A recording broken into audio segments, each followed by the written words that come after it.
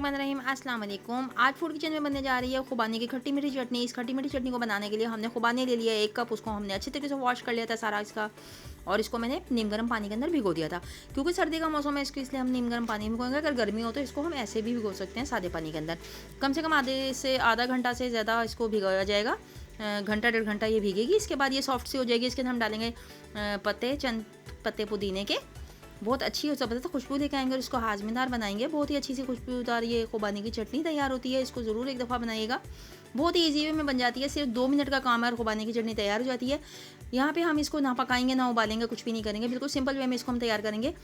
खुबानी को हम डाल देंगे पानी के अंदर, और पानी के साथ पुदीने के साथ हमने डाल दिया इसको ग्राइंडर के अंदर, ग्राइंडर जार में। अब इसमें हम डालेंगे थोड़े से स्पाइसेस, बहुत ही लाइट से।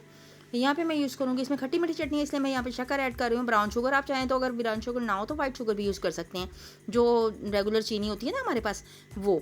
तो मैंने यहाँ पे डाले हैं 2 चम्मच तकरीबन। आप लोग अपने टेस्ट के हिसाब से अगर ज़्यादा खाते हैं तो ज़्यादा यूज़ कीजिएगा।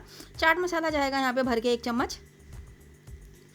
हाफ चम्मच मैं डाल दूँ फिलहाल ज़ीरा पाउडर डालिएगा। ज़ीरा पाउडर ना हो तो आप ज़ीरे को हल्का सा ब्राउन करके क्रश करके डाल दीजिएगा। ब्लैक सॉल्ट डालूंगी यहाँ पे मैं। ब्लैक सॉल्ट मैं डाल दी हूँ हाफ चम्मच। चाट मसाला फुल भर के जा रहा है यहाँ पे 1 चम्मच। बहुत ही मज़ेदार सी चटनी तैयार होगी। इसको हम खा सकते हैं फ़िश फ्राई के साथ खा सकते हैं। इसको हम किसी भी सैलेड के साथ यूज़ कर सकते हैं, या जैसे भी आप चाहें इसको खा सकते हैं, किसी भी पकौड़ों के साथ या किसी भी चम्मच के साथ भी इवन के इसको आप खा सकते हैं। बहुत अच्छी बन के तैयार होती है।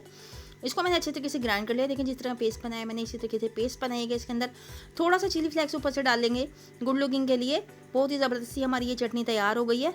अगर आपको मेरी रेसिपी अच्छी लगी, लाइक शेयर और सब्सक्राइब कर दें मेरी रेसिपी को, और एक छोटा सा कमेंट देना ना भूलें। इसको अक्सर अमूमन लाहौर में फ़िश फ्राई के साथ यूज़ किया जाता है दुकानों पे। ये वही चटनी है।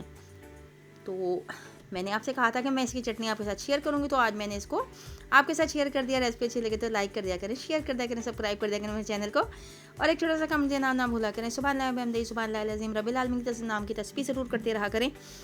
जितना अल्लाह ताला को याद करेंगे, अल्लाह ताला हमें उतना ही याद रखेंगे। तो चले जी, देखें अच्छी सी खूबसूरत सी हमारी चटनी तैयार चुकी है। इसी के साथ दीजिए मुझे इजाज़त। अल्लाह हाफिज़।